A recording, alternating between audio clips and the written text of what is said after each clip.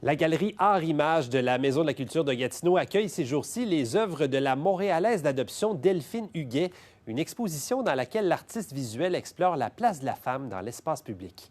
Le reportage de Valérie Lessard.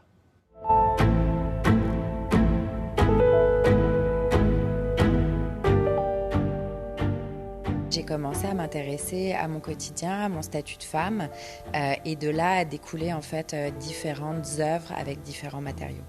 Donc ce sont des œuvres sur le désir féminin, sur le fait qu'on ne peut pas exprimer son désir en tant que femme, qu'on doit limite ne pas en avoir. L'idée, c'était de pouvoir afficher le désir avec ces stratégies de dissimulation, de manière à ce que ça reste un petit peu caché.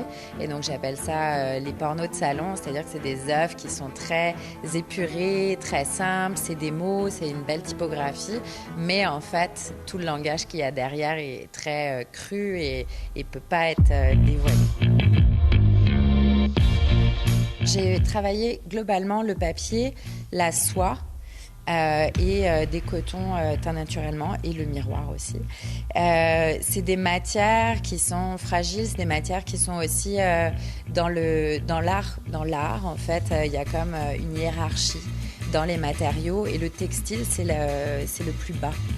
C'est généralement quelque chose qui est des matériaux travaillés par les femmes et qu'on considère comme de l'artisanat et non pas comme de l'art. Moi, j'ai choisi de faire des impressions sur soie, mais dans un vocabulaire qui est plus masculin, avec, c'est ça, une volonté de prendre place.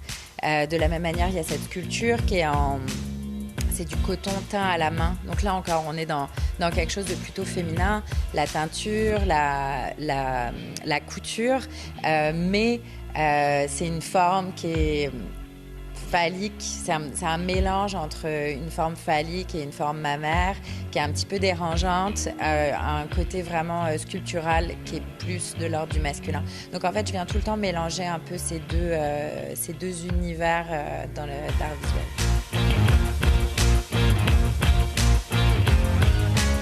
Les formats sont assez atypiques. Il y a beaucoup de matières différentes, alors que peut-être d'habitude, les artistes sont plutôt juste sur un matériau. Moi, je fais le choix à chaque fois de choisir le matériau qui va le plus coller à ce que je veux raconter finalement.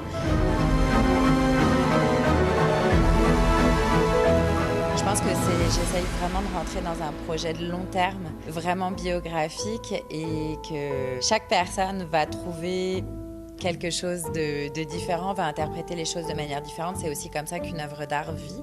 C'est-à-dire qu'il y a ce que moi je veux, mais c'est presque sûr que vous n'allez pas le recevoir comme moi j'aimerais que vous le receviez.